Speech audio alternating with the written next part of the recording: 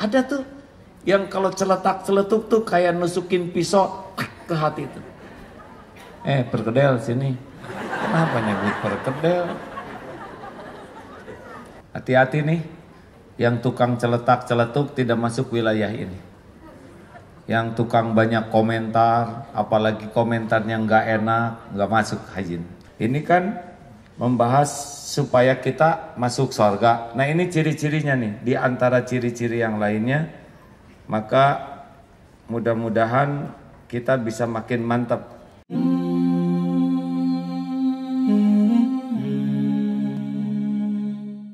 Bismillahirrahmanirrahim. Assalamualaikum warahmatullahi wabarakatuh. Alhamdulillahi rabbil alamin. Alhamdulillahilladzi anzalas sakinah fi qulubil mu'minin liyajdadu imanan ma'a imanihim. Allahumma salli ala Muhammadin wa ala alihi wa ashabihi ajma'in. Ya Allah, berkahi majlis ini. Jadikan siapapun yang hadir, yang menyimak menjadi hamba-hamba yang Engkau ridhoi, ya Allah. Karuniakan kepada kami hati yang yakin padamu, nikmatnya taat kepada perintahmu, dan lezatnya pasrah kepada pengaturanmu. Ya Allah, lindungi kami dari niat yang salah, lindungi kami dari ilmu yang salah, lindungi kami dari amal yang salah. Taqabbal minna ya karim, innaka antas samiul alim, wa tub alaina innaka antat tawwabur rahim. Amin ya rabbal alamin. Alhamdulillah, apa kabar? Kemana ini kaum saya? Bah, maju bah, duduknya. Ya.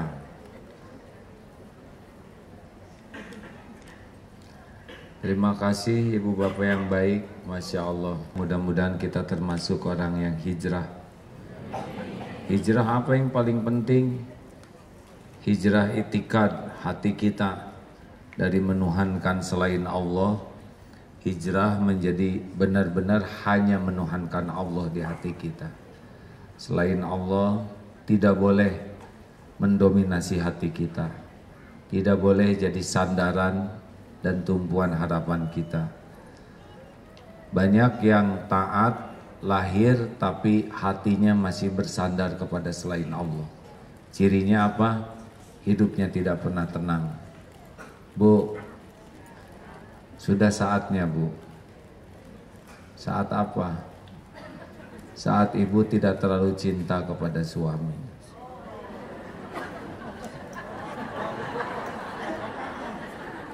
Saya tidak menyuruh tidak cinta, tapi jangan terlalu cinta. Segala yang terlalu ini pasti tidak baik, ya.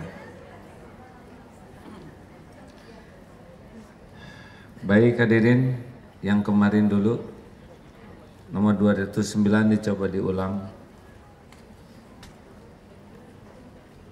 Kitab Al-Hikam pasal 209 pada halaman 153. Bismillahirrahmanirrahim.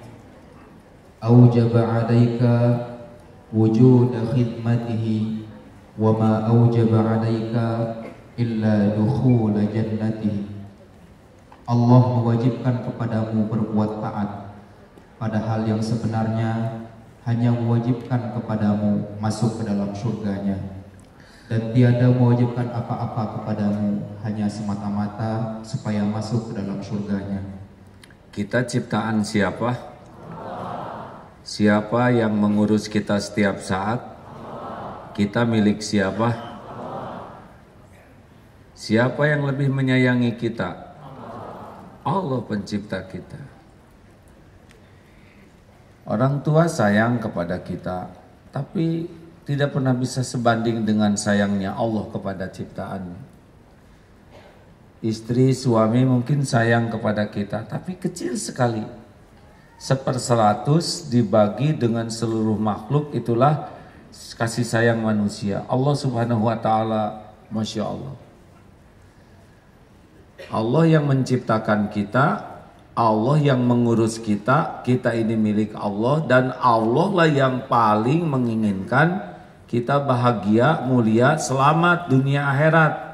Maka diberilah risalah Islam supaya kita bahagia, supaya kita mulia, supaya kita selamat dunia akhirat. Jadi Islam oleh Allah diberikan kepada kita sebagai jalan agar kita bisa bahagia, mulia, selamat dunia akhirat. Intinya adalah supaya kita bisa pulang ke negeri asal kita, yaitu jannah. Kita bukan penduduk asli dunia. Kakek moyang dan nenek moyang kita, Aki Adam dan Nini Hawa, itu orang ahli sorga, hadirin. Hanya di akhirat ada dua tempat, ada sorga dan ada neraka. Makanya kalau kita mendengar perintah Allah, sudah, kita tidak usah ragu-ragu. Ini dia jalan kebahagiaan saya, ini dia jalan kemuliaan saya, ini dia jalan keselamatan dunia akhirat saya. Jadi tidak usah rumit. Kalau Allah melarang sesuatu, ini dia yang bikin saya tidak bahagia, ini dia yang bikin saya hina, ini dia yang bikin saya celaka. Gitu saja. Kita belajar agama supaya tahu apa yang Allah suka dan tahu apa yang Allah tidak suka. Yang Allah suka ada pada perintahnya, yang Allah tidak suka ada pada larangannya. Sederhana, benar? Tapi nafsu sebaliknya. Yang Allah suka, nafsu tidak suka. Yang Allah larang, nafsu suka. Celakanya kita lebih nurut kepada nafsu. Jadilah sengsara, hina, celaka. Nah, rekan-rekan sekalian, harus paham betul pola ini. Kalau sudah yakin begini, sebetulnya lebih sederhana. Cari tahu apa yang Allah suka, lakukan. Sing ikhlas, insya Allah jadi sendiri nanti bahagia. Oh, saya banyak persoalan. Sama, ya, sama. Banyakan mana? Persoalan situ, persoalan sini. Jawab.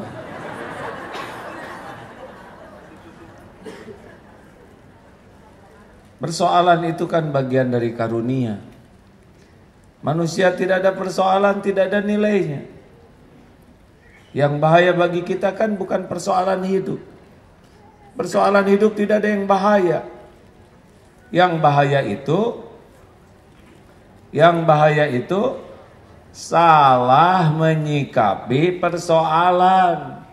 Masa ini diulang-ulang tiap pengajian nggak hafal-hafal? Soal ujian itu tidak ada yang bahaya. Orang tidak lulus ujian bukan karena soal, tapi karena salah jawabannya. Iya kan? Bu, Ibu, mana yang membahayakan dunia akhirat Ibu? Kesalahan, kekurangan perilaku suami atau diri ibu sendiri yang membahayakan? Nah, sadar. Tumben, nyebut tumben ini menghina. Alhamdulillah. Tapi faktanya ibu lebih memikirkan kejelekan suami daripada kejelekan diri sendiri, betul? Itulah yang membuat ibu nggak lulus-lulus. Cirinya apa? Tidak bahagia. Nyesek saja hidup. Pak, yang membahayakan hidup Bapak, kesalahan, kejelekan, kekurangan istri atau kesalahan diri sendiri? Dua-duanya, Pak. Kita ini lelaki. Selain kita harus mikul dosa kita sendiri, kita juga akan memikul sebagian dosa istri dan anak karena kita belum mendidik memimpin keluarga dengan benar. Misalkan istri bikin salah, itu punya dosa, tapi ada juga dosa kesalahan istri yang dipikul suami karena suaminya nggak benar memimpin keluarganya. Ngerti? Ngerti Pak? Itu kalau satu.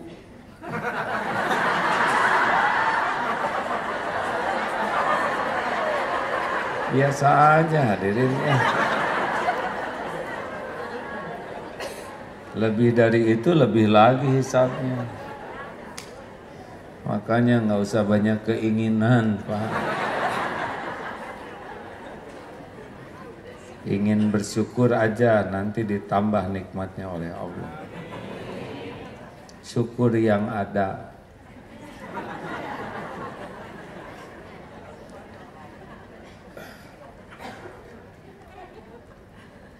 Jadi ibu bapak, kita harus tahu persis bahwa nafsu itu berlawanan dengan apa yang Allah suka. Contoh, tadi malam nih, nafsu maunya kita tahajud atau tidur?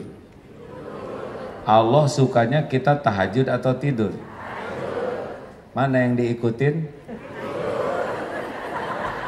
Jelas kan? Aneh. Nih, Allah sukanya kita baca Quran. Nafsu sukanya kita baca WA. Banyakan mana ibu baca Quran, baca WA? Awas jangan ngebohong ya. Jadi gimana bahagia? Punya uang 120.000. Yang disukai Allah yang mana kita sedekahnya? Yang disukai nafsu yang mana? Sudah tahu, jadinya nanti yang mana yang disedekahin? Tetap ya 20.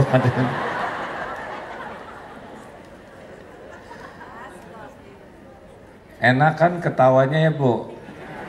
Sebab ngetawain diri sendiri ya.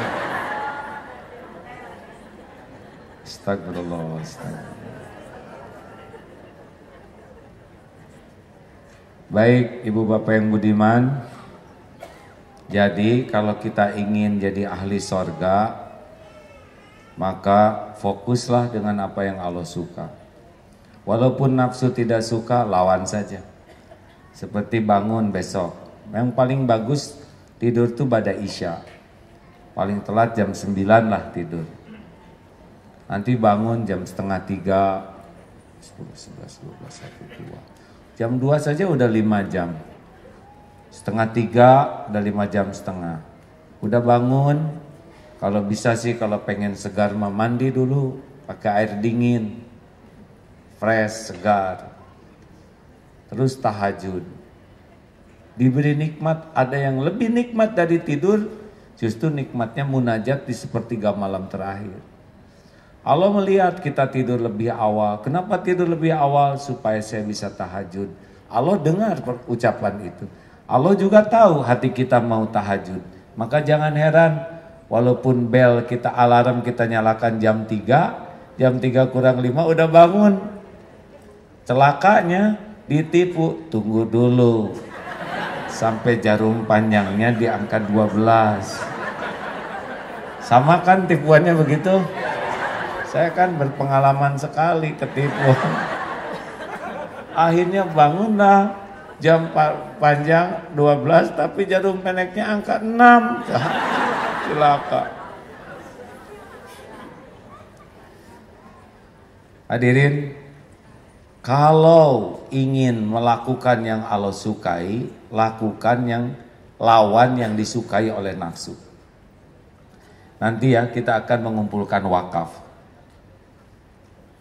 Tadi saya dapat WA, AA katanya saya nggak ada uang cash tapi mau ikut wakaf, mau pakai emas saja boleh? Oh, silakan. Dan ini menjadi inspirasi bagi yang lain. Aduh, Sayang dong saya pakai gelang. Enggak apa-apa, tinggal dilepas aja nanti ya. Tuh kan baru juga rencana udah pelit hadirin.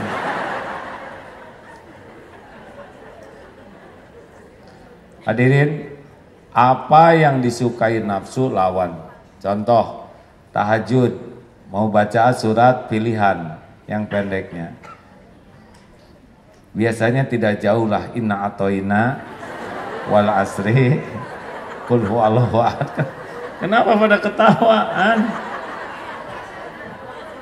Nah, kalau dia maunya yang pendek-pendek, keluarin saja al-a'la ya. Rada-rada ngelawan, baca nggak bisa apa-apa nafsu tuh. Kita membaca yang pendek, keluarin oleh kita Ar-Rahman.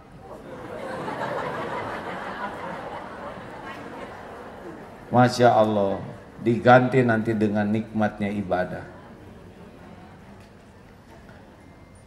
Nah, saya kemarin dapat hadis tentang siapakah yang diharamkan tersentuh api neraka. Ada 4, sudah dengarkan selamanya ini di medsos. Boleh saya ulangi? Ini kan membahas supaya kita masuk surga. Nah, ini ciri-cirinya nih, di antara ciri-ciri yang lainnya. Maka mudah-mudahan kita bisa makin mantap. Ini hadis dari At-Tirmizi, Ibnu Hibban, hadis sahih dalam kitab Sunan At-Tirmizi dan juga dalam Musnad Ahmad. Ini jadi bisa dipegang dalil ini ya. Rasulullah SAW bersabda, qala ala ukhbirukum biman tuharramu alaihin naru. Maukah aku tunjukkan orang yang haram disentuh api neraka? Wah, ini luar biasa nih. Qalu bala ya Rasulullah. Ya Rasul. Lalu qala ala kulli hayyinin layyinin qaribin sahlin. Pertama apa? Hayyinin layyinin qaribin sahlin. Hayyin, layyin, qarib, sahl. Siapakah orang yang memiliki sifat tersebut? Ini Bu, Pak, kalau ingin tidak tersentuh api neraka nih ya, harus memiliki 4 ini. Ini dijamin ini. Wah, semuanya langsung melihat mau ini. Hayyin itu adalah orang yang memiliki ketenangan, keteduhan, baik lahir maupun batin. Teduh dan tenangnya lahir itu akibat dari batin. Orangnya tuh ajeg, tidak labil, tidak gampang marah, tidak temperamental, tidak mudah celetak-celetuk. Semua tindakannya itu benar-benar terkendali, benar-benar penuh pertimbangan, sehingga lahirlah keteduhan, kesejukan. Sikapnya itu membuat orang jadi ingat ke Allah. Sikapnya itu membuat orang senang kepada perdamaian. Sikapnya itu membuat orang senang kepada kebaikan. Tenang, bicaranya tidak banyak, tapi setiap bicara falyaqul khairan aw liyasmut. Perkataannya itu benar, tidak ada duzol kakosi, tidak ada dusta, tidak ada zolim, tidak ada kasar, tidak ada kotor, tidak ada sia-sia. Disingkat apa? Ya, itu karangan aja hadirin, tidak apa-apa. Supaya gampang diingat. Jadi kalau kita bertemu dengan orang yang tenang aja, kalem, tidak cengengesan, tidak centil, tidak reaktif semuanya, tapi tidak juga jaim. Ketenangan itu datangnya dari mana?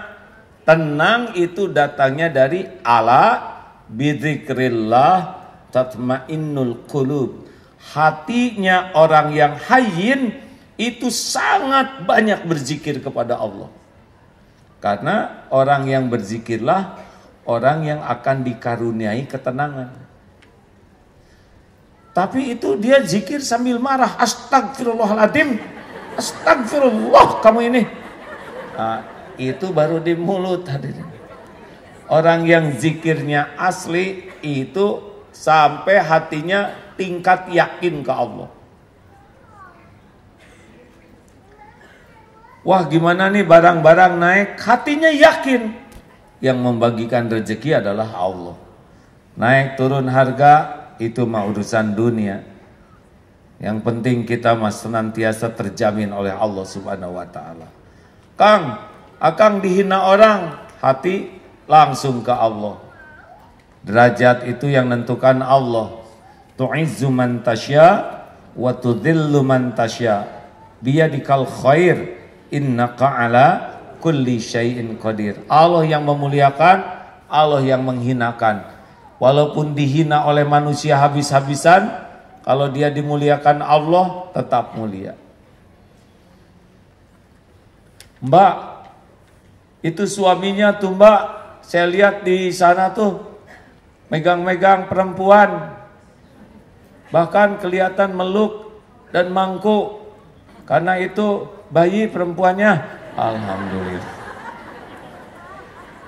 Pasti pikirannya kemana aja. Kan bayi juga perempuan kalau wanita ya. Langsung ingat Allah. Ya Allah, Engkaulah yang maha kuasa, yang menyaksikan segala-galanya. Saya berlindung kepadamu dari segala dusta, fitnah, kebohongan. Tetap cari 1001 alasan berbaik sangka. Kenapa? Karena Allah menyukai orang yang berbaik sangka. Tidak kemakan oleh gosip-gosip dari orang selewat yang tidak jelas. Allah lagi, Allah lagi, Allah lagi. Hadirin, minum dulu ya. Maha suci Allah ya. Maaf ini saya bukan ngiming-ngiming ya. Tapi kalau minum kelapa muda ini menyimpang sedikit, benar-benar takjub. Rasanya itu ya Allah, beda dengan minuman-minuman buatan manusia lainnya. Asli loh Pak, gimana komposisi ya antara, saya nggak ngerti tapi enak ini.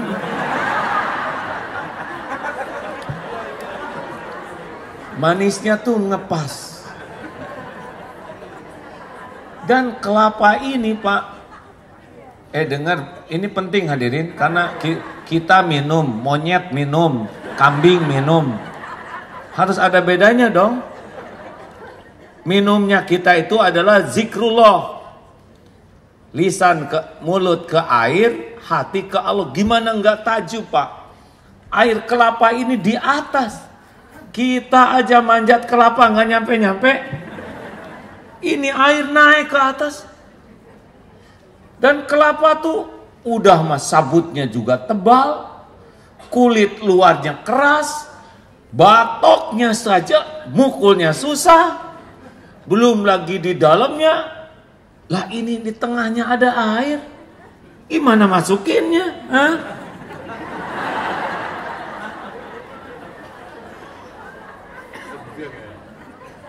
Menakjubkan.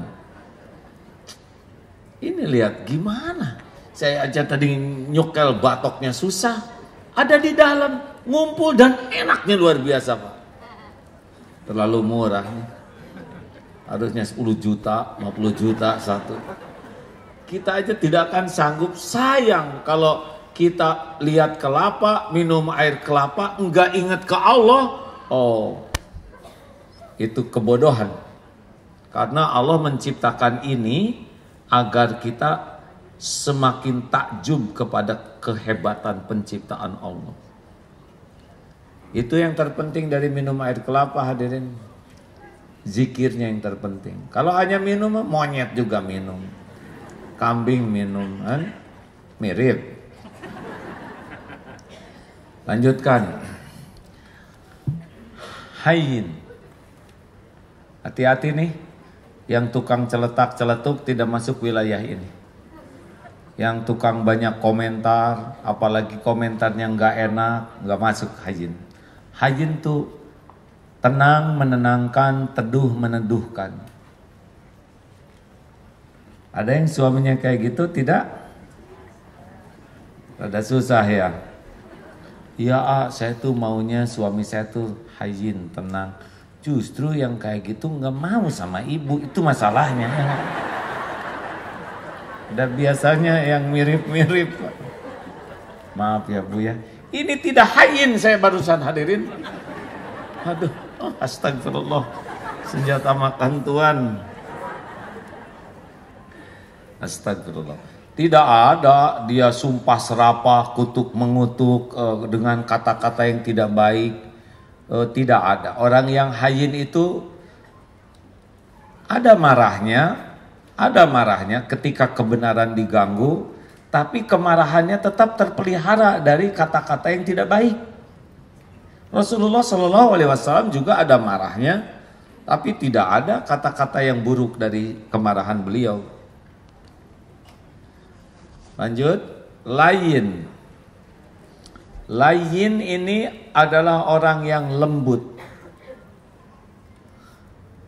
Kalau tadi pribadinya tenang, wibawa, ajeg, dan itu bukan jaim, bukan tenang supaya diakui orang tenang, bukan tenang supaya kelihatan wibawa. Kalau yang tenang begini namanya tenang semu. Cirinya nanti kalau ada kejadian dia akan bereaksi yang tidak tenang. Ada yang tenang, pas keluar sendal tidak ada. Hah? Kemana? Nah itu beda. Kalau orang yang hayyin mah lihat sendal belum ada, dia mungkin berpikir saya mungkin salah simpan. Pas udah dilihat nggak ada, oh mungkin ada yang tertukar dengan sendal saya karena mirip. Tahu-tahu sudah tidak ada sama sekali sendal. Oh, mungkin ada yang memerlukan sendal. Halal ya Allah. Bagi saudara saya yang menemukan sendal saya tidak apa-apa. Dan nggak ada masalah hilang sendal. Suatu saat ada lagi sendal baru. Betul tidak? Kan sendal hilang tuh ciri-ciri mau punya sendal baru. Saya tidak menganjurkan ngambil sendal orang ini hadirin ya. Tapi tidak usah temperamental hanya karena tidak ada sendal. Yang kedua layyin, lembut. Sopan santun. Surat Ali Imran 159 kah? Al-Baqarah 159? Saya lupa. Fabima rahmati minallah lintalahum walau kunta fadzan ghalidhal qalb lan faddu min haulik fa'fu anhum wastaghfir lahum wasyawirhum fil amr fa idza azamta fatawakkal 'alallah innallaha yuhibbul mutawakkilin. Surat apa itu? Ali Imran 159 kah? Ya, saya mohon maaf. Silakan Ustaz dibacakan. A'udzu billahi minasy syaithanir rajim. Bismillahirrahmanirrahim. Fabima rahmatin minallahi linta lahum walau kunta faddan ghalidhal qalbi lanfaddu min hawlik fa'fu anhum wastaghfir lahum washawirhum fil amr فإذا عزمت فتوكل على الله إن الله يحب المتوكلين. hanya dengan rahmat Allah. Fabima rahmati minallah lintalahum, engkau bersikap lemah lembut. Sekiranya engkau bersikap kasar dan berhati keras, lan faddu min haulik, niscaya orang akan menjauh dari sekeliling. Orang-orang sekelilingmu akan menjauh. Fa'fu anhum, maka maafkanlah mereka. Wastaghfir lahum, mohonkan ampunan bagi mereka. Wasyawirhum fil amr, dan bermusyawarahlah dengan mereka dalam urusan itu. Fa idza azamta fatawakkal 'ala Allah, sekira engkau sudah membulatkan tekad, pasrahkan kepada Allah dengan tawakal.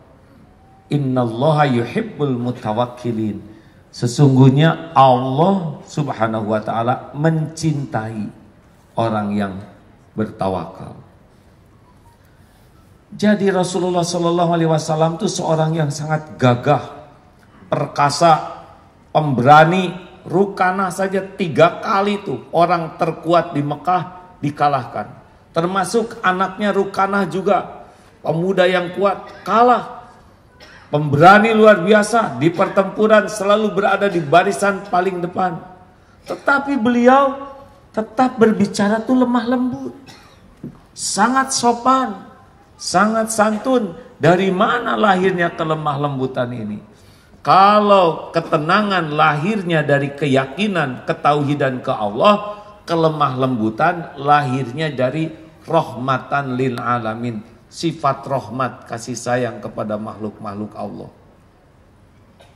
Bukti, lihat, kalau kita sayang ke anak, dibelai, dipeluk, didekap, tidak ada kata-kata kasar dan jelek. Begitulah kalau rahmat di hati kita melimpah, kecenderungan kita akan bersikap lemah lembut, sopan santun. Benar? Bandingkan dengan orang yang emosional, yang pemarah, yang temperamental, kasar kata-katanya, keras dan kasar. Kadang-kadang malah jadi keji kata-katanya itu, sumpah serapah, kata-kata yang tidak layak. Ini tidak lain sama sekali.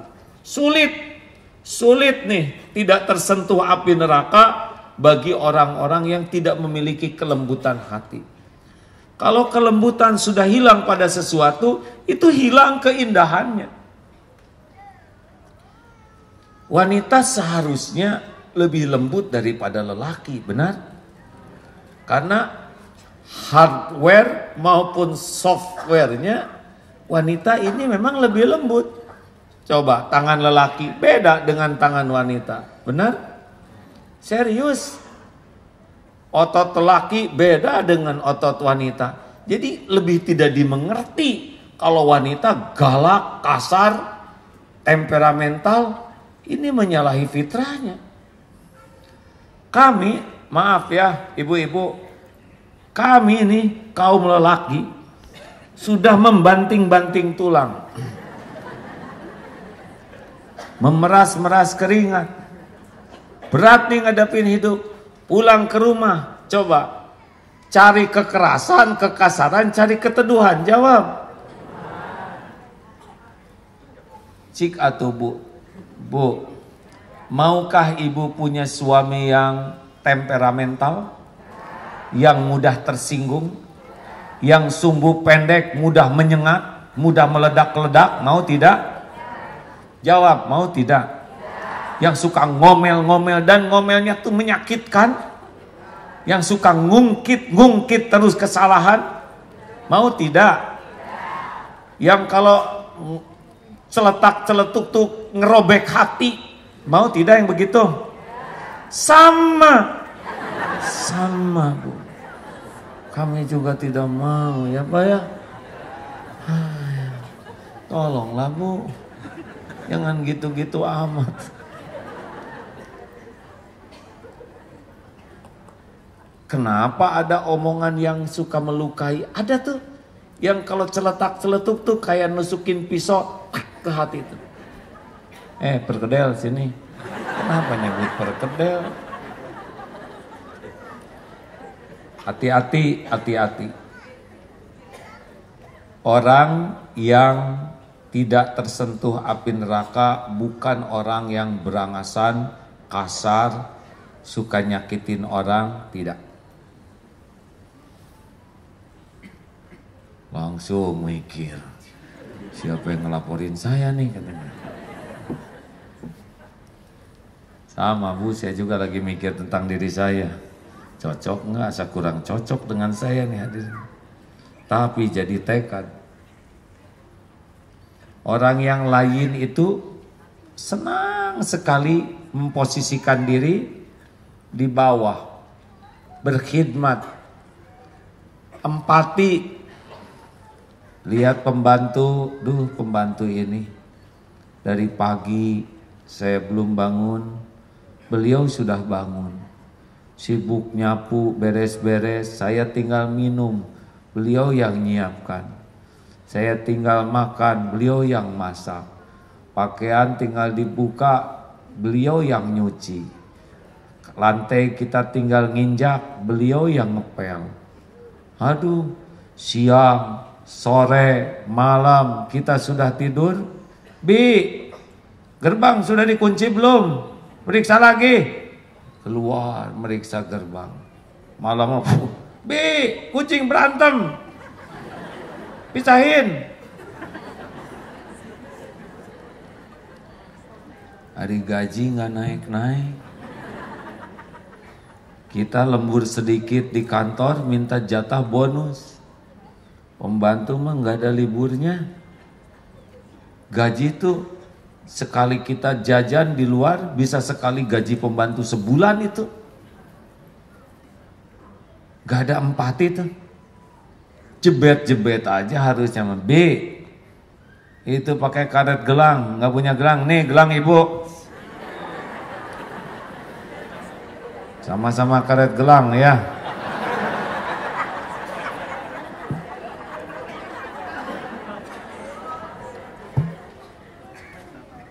Pernah ada yang gitu enggak? Padahal ibu dengan pembantu tuh hanya masalah takdir loh Bu. Beneran. Dan kalau mau milih mah mereka enggak mau. Betul kah? Dan mudah bagi Allah juga nukerkan semua itu. Udahlah sing lembut atau ke pembantu teh, Bi, maaf. Tolong ambilkan selop ibu ya. Ya tuh Bu, jangan nyuruh-nyuruh terus ibu teh. Iya Bi, maaf.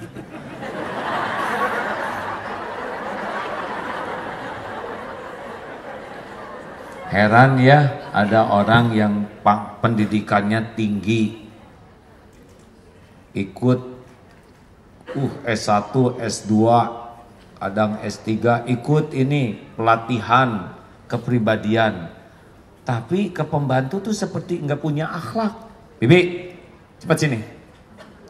Ini ada tamu nih, beresin. Ambilkan cepat. Maaf ya Bu ya, pembantu saya dari kampung. Padahal di kampung saya RT dengan pembantu itu. Kenapa kita harus menunjukkan merendahkan pembantu di depan orang? Dia yang rendah. Makin tinggi akhlak seseorang, justru keluar kasih sayang. Kasih sayang menghasilkan sikap sopan santun lemah lembut. Yang pendidikannya rendah dan akhlaknya rendah, cirinya kasar. Hati-hati, jangan merasa terhormat dengan topeng. Suami punya kedudukan, ibu punya kedudukan, tapi ngomongnya kasar, itu merendahan. Orang-orang yang mau mencontoh akhlak mulia Rasulullah SAW, cirinya adalah kelemah lembutan, kesopan santunan seperti itu. Dan itu lahirnya dari kasih sayang. Mengerti? Kenapa suami malas pulang? Karena kurang kasih sayang. Semua orang merindukan kasih sayang. Bahkan tahanan juga ingin disayang tuh oleh yang jaganya. Ya, dah. 3. Qarib. Qarib. Apa? Qarib itu dekat. Hayyin apa? Tenang, teduh. Layin, lemah lembut, sopan santun. Itu layin. Yang ketiga yang tidak akan tersentuh api neraka adalah orang yang qarib. Qarib itu dekat artinya. Hangat. Jadi orang yang qarib itu bergaul tuh menyenangkan. Tidak jaim, tidak jaga jarak.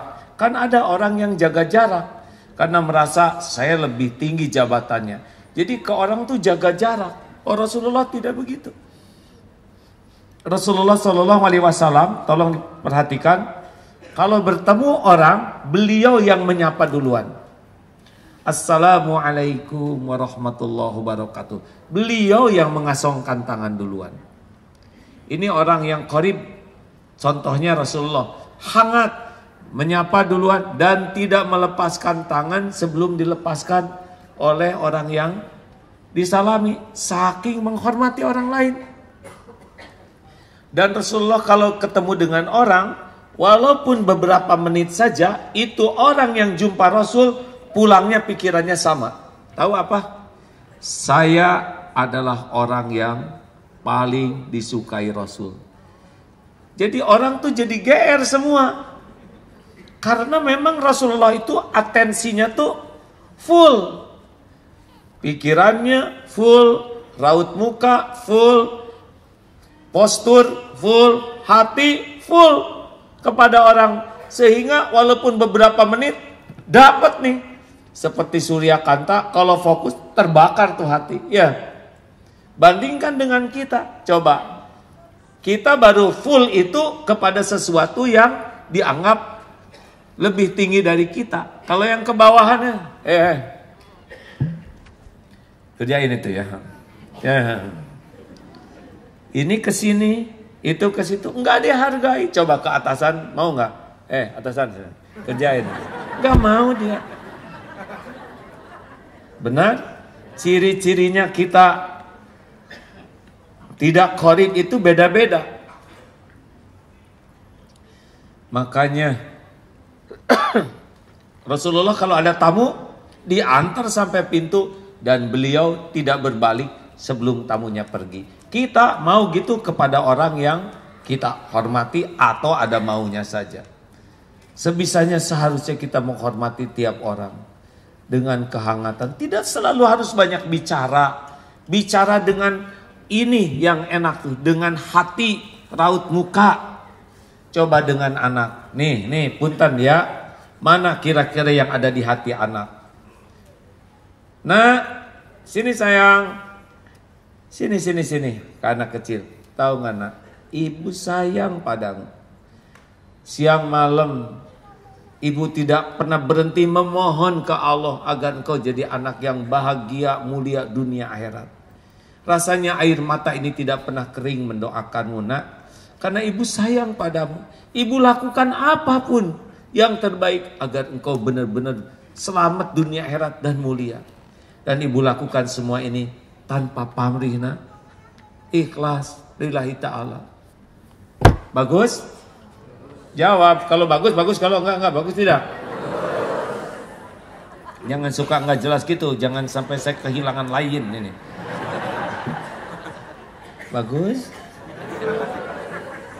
Halo, berat ceramah ini, ceramah terberat ini hari ini. Bandingkan dengan yang satu ini, tidak banyak bicara. Nah, sini sayang, ngedeketin, dipeluk anaknya tuh. Sambil dibelai, sambil dipeluk. Hati yang bicara. Duh ya Allah, ampuni saya ya Rabb. Engkau tahu saya belum jadi orang tua yang jadi contoh bagi anak-anak.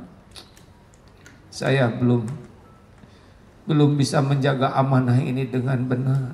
Ampun ya Allah. Sambil meluk anak, berbisiklah, nak, maafkan ibu ya. Maaf nak, doakan ibu yang banyak. Doakan ya sayang. Dah cuman segitu. Mana yang ada di hati anak? Jawab. Jawab. Sebetulnya saya nggak pakai nomor nih hadirin ya, ini agak sensitif ya.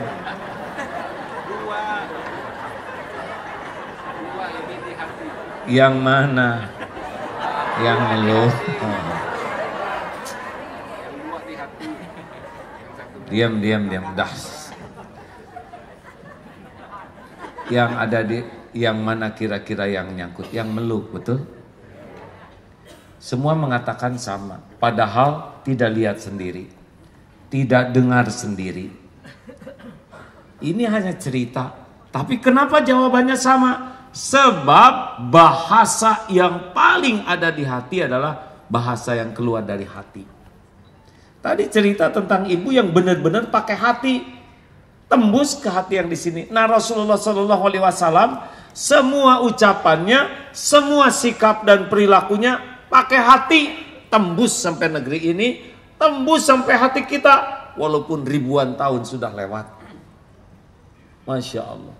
Tidak perlu jago bicara tuh, gak perlu. Yang perlu mah jago pakai hati. Ingat singa yang di akhirnya memeluk ke ibu itu, apa diajak ngobrol oleh si ibu? Hey, what's your name? Dimakan itu oleh singa. Kenapa singa kangen kepada ibu sepuh di Kolombia ini? Karena ibu ini pakai hati, menyayangi singa ini waktu kecil, nolong singa ini 5 tahun yang lalu padahal. Dan singa ingat itu. Itu singa, binatang buas, bisa ingat manusia yang menyayanginya. Kenapa kita nggak bisa dekat dengan anak, nggak bisa dekat dengan pendamping hidup kita? Kurang pakai hati. Dan ngomong juga nggak pakai hati mah. Ya sayang, mau kemana sayang? Sok sayang. Ya cinta. Garing. Ngomongnya cinta. Sok belai, Pak, belai istri nggak pakai hati. Gimana Bu? Baik Bu.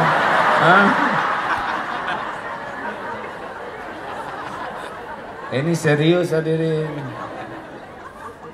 Mau coba salaman ya?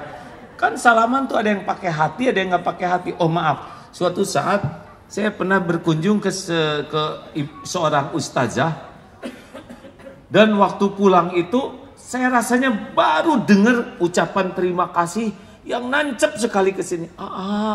Nuhun pisana, nuhun terima kasih.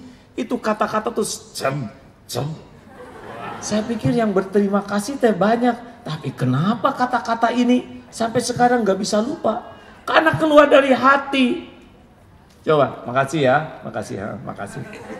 Sare kate maafin ayah. Garing hadirin. Garing tuh kering. Ibu, mau dikasih uang oleh suami 500 juta cash. Mau, tapi dilemparin ke wajah ibu. Mau tidak? Belum selesai Bu, uangnya uang logam loh.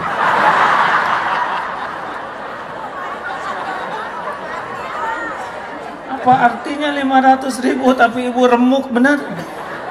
Yuh, tak duit tah. Makanya hadirin, keakraban itu ya, kalau ketenangan lahir dari zikrullah, kelemah lembutan lahir dari kasih sayang, dan keakraban itu lahir memang akrabnya tuh dari hati, dari ketawaduan. Orang yang rendah hati tuh nyaman bergaulnya. Kalau orang udah jaim, merasa saya nih atasan, saya ini orang penting, saya orang terkenal, saya orang yang paling berjasa, saya orang yang paling layak dihargai. Kalau itu ada di hati orang, walaupun nggak ngomong, orang bisa merasakannya Pak. Malas kita ketemu dengan yang kayak gitu, ya kan? Ya, saya mengerti Bu, ya saya mengerti. Saya paham Bu. Tahan ya Bu, sing sabar. Dah mulut mah moncong teko hadirin, hanya bisa mengeluarkan yang ada di hati. Kadang-kadang lihat atasan tuh males. Dengar suara tidit, datang ya atasannya. Kapan sakitnya atasannya? Kenapa sampai tidak disukai kehadirannya? Pasti karena dia enggak korib, enggak hangat, tidak humble ya. Makanya disebut Rasulullah SAW, wa ma tawadu'a ahadun lillah illa rafa'ahullah. Tiadalah orang yang humble, yang rendah hati, tawadu karena Allah, kecuali Allah mengangkat derajatnya. Hati-hati, ada yang tawadu jaim, ada yang rendah hati tapi untuk ngangkat diri. Ke kantor naik ojek misalkan, ada yang normal tapi dia demi dilihat oleh karyawan muter di kantor, nunggu sebanyak mungkin karyawan lihat dengan harapan dipotret ya, kemudian viral. Itu bos saya naik ojek. Iya, tawadu palsu nih. Apa salahnya naik ojek ya kan? Hidup milenial sekarang hidup efisien, nggak perlu pengen mobil pak kalau nggak kebeli ya. Nah, iya, sekarang sudah banyak kendaraan kan. Zaman milenium sekarang beda dengan zaman dulu. Kalau dulu mah ingin memiliki, sekarang mah ingin memanfaatkan, menggunakan. Kayak kita ke Mekah nggak perlu beli pesawat, mau apa? Tinggal naik aja ya. Nyimpen di mana? Udah nggak kebeli lagi. Nah, jangan sampai itu jadi jualan tawadu. Atau lagi gini ngerapin sendal, nunggu orang motret, itu tawadu palsu. Atau bapak hari Minggu nyuci mobil, culang cileng, ngarap-ngarap tetangga milem video dari jauh. Ini tipuan, nggak bisa mulia yang kayak gitu, tetap nggak enak. 4. Sahul. Ulangi. Sahul itu adalah mudah. Jadi orang yang tidak akan tersentuh api neraka itu ciri yang keempat. Orangnya tuh mudah, gampang, tidak ribet. Tidak rumit hidupnya tuh. Ringan weh. Misal ban meletus, oh ya, Pak ban meletus, oh ya. Berarti sudah waktunya. Udah rezekinya tukang tambal ban. Tapi ini bukan ditambah Pak, robek. Oh berarti rezeki tukang ban. Udah gak apa-apa. Beres weh, gak berat. Waduh kenapa itu cilaka, itu pasti tukang nol. Oh ribet ya. Udah dibilangin jangan pakai ban kalau nggak mau meletus. Lebih ngaco ini hadirin. Kan ada yang suka ribet, segala urusan tuh jadi rumit. Ada yang dipermasalahkan segala urusan tuh. Yang kecil-kecil juga rumit. Kenapa Bi ini piring pakai yang ini? Ibu tuh paling tidak suka pakai piring ini. Ini nggak cocok Bi. Cobalah Bi, pikir dong. Malu ibu tuh kalau kayak gini. Beda-beda terus ini gelasnya ini, pisinnya ini. Di mana? Nanti ibu disangka kurang adab. Kalian Bibi tuh aduh ampun. Rumit. Tinggal ngambil pisin Bi yang ini lain kali ya. Beres. Pernah dengar nggak itu orang yang ribet aja? Segala urusan teh sulit, segala urusan teh salah, segala urusan tuh nggak ada yang bener. Jadi wajahnya juga kayak kerucut. Ya asli hadirin. Dan WA tuh nggak pokoknya nggak mau aja dia nge-WA, pasti nggak enak WA-nya teh. Kita ngomong apa celetuk ke situ. Salah we. Pernah ada nggak yang kayak gitu hadirin? Ada nggak? Yang ngomel ada nggak? Jelas nggak suaranya? Pasti jelas, suara sendiri gimana sih? Udahlah, kita teh udah lama di dunia tuh ya. Hei, Bu, Pak, kita teh kebanyakan ngarang hidup tuh. Jadinya menderita. Saya lihat nih wajah-wajahnya sudah bukan wajah-wajah muda lagi. Iya kan? Udahlah, nggak usah segala dibikin ribet atau jalanin aja. Berapa banyak karangan kita yang dramatis dan sesudah dijalani nggak terjadi tuh. Bapak Ibu mah belum ngalamin apa yang saya alami. Ya. Tuh kan, mulai gitu. Tidak sahal, sok atuh sok mangga. Iya. Katanya, wah, dihina tuh bakal ancur-ancuran. Enggak tuh. Malah iman insya Allah makin yakin ke Allah, rezeki makin barokah, rumah tangga keluarga juga makin baik, anak-anak makin saroleh. Justru dari penghinaan, pembulian, tidak, rezeki tidak ada yang kurang selain nambah. Tapi biasanya orang kalau kena ujian ngarang. Dan dia sengsaratnya bukan oleh masalahnya, oleh karangannya. Yang mau pensiun, aduh, bayangin, tuh ngajak orang ngebayangin. Berarti kan ngajak orang susah. Cicilan belum lunas, aduh ampun. Kreditan belum beres, duh ya Allah, gimana kalau udah pensiun? Anak juga belum beres sekolahnya, sekarang aja udah pas-pasan. Gimana kalau gaji kecil, aduh, kapan pensiunnya Pak? Bayangin 3 tahun lagi. Kenapa pensiun 3 tahun lagi nelangsanya dari sekarang? Siapa tahu bulan depan meninggal gitu. Ini serius hadirin. Kita teh belum tentu panjang umur. Mending nikmati yang ada, betul tidak? Syukuri yang ada. Suami misalkan ngorok, ya ibu bersyukurlah, berarti ibu punya suami, ya kan? Berarti suami ibu masih hidup, benar tidak? Ya kalau udah nggak ngorok, berarti udah nggak ada dia. Tinggal cari solusi. Nah orang yang sahal itu pikirannya itu selalu solusi. Bukan mempermasalahkan masalah, tapi solusi. Ngorok gimana ya? Oh, ngorok itu cuma 2 sebabnya. 1 tidur, saya bangun. Jadi supaya nggak ngorok, solusinya 2. Saya tidur atau dia dibangunkan. Pak, bangun. Ada apa Bu? Tunggu jangan dulu tidur ya Pak. Ibu dulu, baru ibu tidur. Solusi benar. Sederhana sekali hadir teori.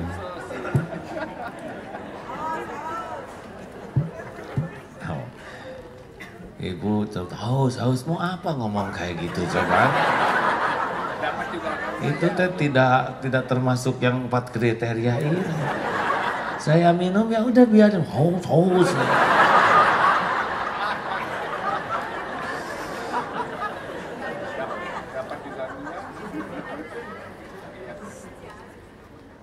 Udah segitu aja ilmunya ya. Jangan dibikin ribet. Naik ojek misalkan 25 atau 40. Udah bayar aja 50.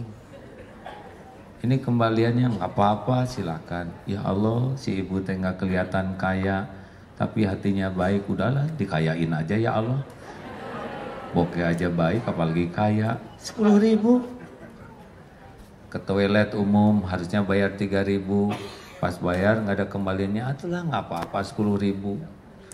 Aduh masa mahal amat coba dia kalau tiap orang ke toilet dihitung, mau ngapain ngitung rezeki dia? Mau ngapain coba? Kan ada yang ngitung coba setiap jam ya berapa orang dikali 5.000 berapa kekayaan dia. Saya aja sarjana nggak kayak gitu.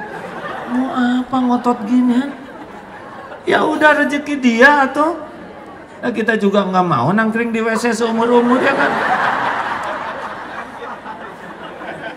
Ribet aja. Ada yang kayak gitu kan? Makan rujak, amit-amit rujak sekarang tuh jadi sedikit. Ya dulu nggak kayak gini zaman dulu tuh.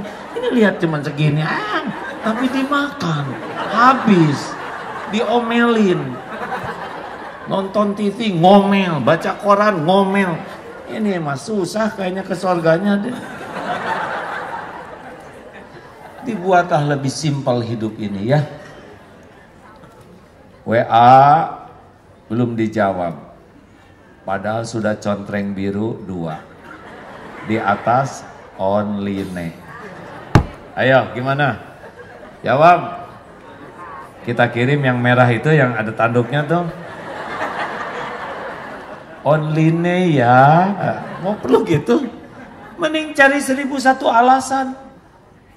Mungkin hang, mungkin sedang sibuk, mungkin sudah balas tapi lupa ngesend, mungkin kuotanya nggak cukup. Cari 1001 alasan, yakin lebih tenang. Mau menderita, silahkan buruk sangka ke setiap orang. Capek hidupnya begitu. Ayo, mau memiliki akhlak yang baik, jadilah orang yang sahlin, orang yang mudah solusi yang dia pikirkan. Dia bukan sibuk mempermasalahkan masalah, tapi dia sibuk mencari solusi atas masalah. Masya Allah. Yang pertama apa? Hayyin. 2, layin. 3, qarib. 4, sah. Lembut, tenang, lembut, dekat, mudah. Masya Allah. Hari ini itu saja ilmunya ya. Terima kasih Bapak Ibu yang baik. Masya Allah. Semoga kita memiliki akhlak hayyin, layin, qarib, dan sahal. Masya Allah. Allahumma salli ala Sayyidina Muhammad wa ala alihi wa ashabihi ajma'in. Mari sejenak tundukkan hati kita hadirin. Alhamdulillahirabbil alamin, la haula wala quwwata illa billahil aliyil azim.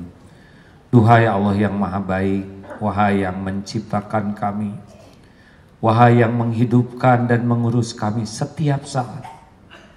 Ya Allah, bukakan hati kami agar menjadi hati yang yakin padamu. Allahumma a'inna ala dzikrika wa syukrika wa husni ibadatik. Allahumma inna nas'aluka imanan kamilan wa yaqinan sadiqan wa qalban khashi'an wa lisanan dzakiran wa amalan salihan maqbulan. Ya Allah, jadikan hati ini menjadi hati yang selalu ingat padamu, hati yang merasakan nikmatnya bersyukur atas sehalus apapun karuniamu. Jadikan hati ini menjadi hati yang senantiasa bersabar ketika Engkau menguji kami.